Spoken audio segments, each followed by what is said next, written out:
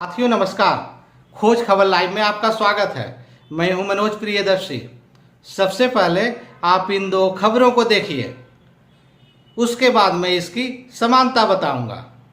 ये दोनों खबरें मध्य प्रदेश की हैं। हो सकता है आप में से कुछ लोगों ने एक खबर को देखी भी हो, लेकिन इन दो खबरों के बीच में छिपा हुआ जो तत्व है, मूल तत्व है, जो हमारे जीवन को प्रभावित करता है, इसके बारे में शायद ही आपने कभी ऐसा सोचा होगा। पहली खबर में एक पिता अपने पुत्र को 10वीं की पूरक परीक्षाएं दिलाने के लिए साइकिल से ही 7.25 घंटे में 105 किलोमीटर का सफ़र तय करता है। पूरी रात वो साइकिल चलाता है और परीक्षा शुरू होने से 15 मिनट पहले परीक्षा सेंटर पहुंच जाता है। और ये दूसरी खबर है मध्य प्रदेश के भोपाल की। यहाँ समाज के मेधावी बच्चों को, जिन्होंने 10वीं 12वीं में 80% से ज़्यादा मार्क्स लाए, उन्हें कायस्थ और राजपूत समाज के लोग सम्मानित करते हैं, और वो भी उनके घर जाकर। सोचने वाली बात यह है कि अभी कोरोना का समय चल रहा है, बसें ठीक से नहीं चल रही है, या कहीं चल रही है तो गिनी चुनी चल रही हैं। अब सवाल यह है कि रात भर साइकिल चलाकर 105 किलोमीटर से ज़्यादा का सफ़र तय करना, आप क्या इसे सामान्य मान सकते हैं? ये पिता मजदूर हैं, पढ़े लिखे नहीं हैं, लेकिन अपने पुत्र को अफसर बनाना चाहते हैं। इनकी ललक को देखिए, इनकी कोशिश को सलाम कीजिए।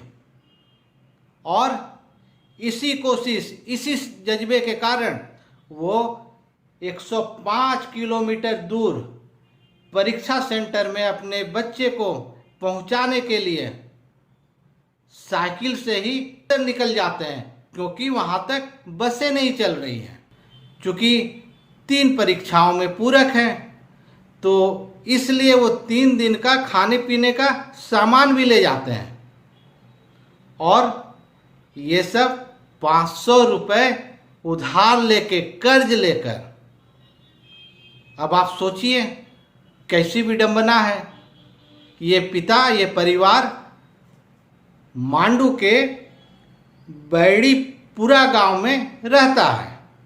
वहाँ लॉकडाउन के समय टीचर्स नहीं मिले, वहाँ थे ही नहीं। माने आप समझ सकते हैं कि कितनी विडंबना है उस गांव की भी, कि वहाँ टीचर्स नहीं हैं। अब वो पढ़ाना चाहते थे अपने बेटे को, लेकिन पढ़ा नहीं सके। मजबूरन गरीब पिता किसी तरह मजदूरी कर अपने बच्चे के भविष्य को उज्जवल बनाने के लिए अपने स्तर से जो भी कोशिशें हो सकती थी उन्होंने की। बेटे ने भी काफ़ी मेहनत की, लेकिन दुर्भाग्य है, पिता भी बोल रहे हैं, ये किस्मत का फेर है, दुर्भाग्य है कि बेटे को 3 पेपर में पूरक आ गए। लेकिन मध्य प्रदेश में एक रुक जाना नहीं नाम से योजना चलती है। उस योजना में जिनकी पूरक आती है, उन्हें एक मौका दिया जाता है कि आप इसमें बैठिए, परीक्षा को उत्तीर्ण कीजिए, रिजल्ट सुधारिए। अच्छी बात है, अच्छी योजना है, ऐसा मौका दिया जाना चाहिए। लेकिन जब ऐसे हालात हैं, तो सरकार और सरकार में बैठे लोग क्या परीक्षा केंद्र की व्यवस्था नज़दीक नहीं कर सकते हैं? आखिर क्यों ऐसी अव्यवस्थाएं होती हैं? इन्हें तो, ये सरकार में जो बैठते हैं वो कौन है? वो भी तो हम जैसे आम आदमी ही हैं। शिवराज सिंह चौहान वहाँ के मुख्यमंत्री हैं। तो फिर आम आदमी खास बनते ही कैसे वो इन सरोकारी चीज़ों से दूर हो जाता है। और जबकि शिवराज खुद किसान पुत्र हैं, दावा करते हैं मामा है पूरे राज्य के, तो फिर एक बच्चे के पिता को इतना कष्ट झेलकर परीक्षा दिलाने के लिए मजबूर करने की जरूरत ही क्या थी। ये तो सिर्फ एक की कहानी है, ऐसी तो ना जाने कितने लोगों की कहानियां होंगी, कितने लोग प्रभावित होंगे। ये दूसरी खबर अब आप देखें, ये कायस्थ और राजपूत समाज के लोग हर साल सम्मान समारोह आयोजित करते थे, बड़े धूमधाम से करते थे, लेकिन हालात ऐसे बन गए कोरोना के कारण कि वो समारोह आयोजित नहीं कर सके। तो फिर उन्होंने एक बहुत ही बेहतरीन उम्दा रास्ता निकाला। वो रास्ता क्या था? उन्होंने एक लिस्ट बनाई, उनका नाम पता सब कुछ नोट किया। उसके बाद उन्होंने निर्णय लिया कि नहीं, हम समाज के मेधावी बच्चों का तो हर हाल में सम्मान करेंगे। अगर वो नहीं आ सकते हमारे पास तो हम ही पहुंच जाएंगे। सोचिए कितनी अच्छी नेक कोशिश है। और समाज के लोग एक एक छात्र के घर गए, उन्हें शॉल, श्रीफल, सर्टिफिकेट जो भी उनसे हो सकता था उन्होंने दिया, सम्मान किया, उनके माता पिता का भी सम्मान किया, ताकि उन बच्चों का भविष्य उज्जवल हो, वो प्रोत्साहित हो इन सब सारी चीज़ों से और मेहनत करें और आगे बढ़ें। ये सोचने वाली बात है, ये समाज क्या है? हम और आप मिलकर ही तो समाज बनाते हैं। और सरकार क्या है? हम और आप मिलकर ही सरकार बनाते हैं, बनवाते हैं। उनके सांसदों को, विधायकों को हम चुनते हैं।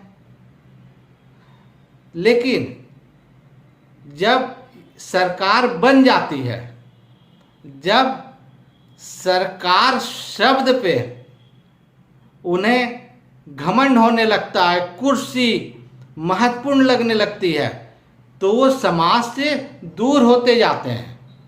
और उसका नतीजा आप इस उदाहरण से समझ सकते हैं। मध्य प्रदेश में चुनावी साल है, चुनावी साल नहीं है दरअसल, वहाँ पे उपचुनाव होने हैं बहुत सारी सीटों पर। इसलिए ऐसी खबरें और भी महत्वपूर्ण हो जाती हैं, मुद्दे बन जाते हैं। लेकिन हमें सियासी बातें नहीं करनी है, ना उस पर जाना है। हम तो एक आम आदमी की संवेदना की बात कर रहे हैं। सरकार से मेरा आग्रह है कि वो सिर्फ चुनावी बातें ना करें। सभा में वो आप जाते हो, आपके मंत्री, आपके सांसद, विधायक सब सभा में जाते हैं, लोगों के बीच रहते हैं, बातें करते हैं, बड़ी बड़ी बातें करते हैं। तो आपसे आग्रह है कि आप संवेदना दिखाएं, व्यवस्थाएं बदलें, सोच बदलें कि हमारे नागरिकों को, हमारे राज्य की जनता को इस तरह की परेशानी ना उठाना पड़े।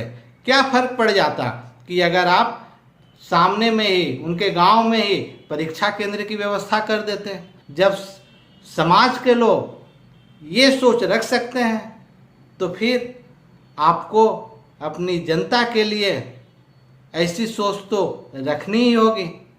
साथियों, खोज खबर लाइव हमेशा ऐसे मुद्दे आपके सामने लाते रहता है और हम वादा करते हैं कि ऐसी जहाँ अव्यवस्थाएं होंगी, जहाँ परेशानियां होंगी, हम आपके सामने उसे रखते रहेंगे। आपसे बस यही निवेदन है कि खोज खबर लाइव को सब्सक्राइब कर लें और घंटी का बटन दबा दें, ताकि मैं ऐसे वीडियो बनाने के लिए प्रेरित होता रहूं। धन्यवाद। जय हिंद, जय भारत।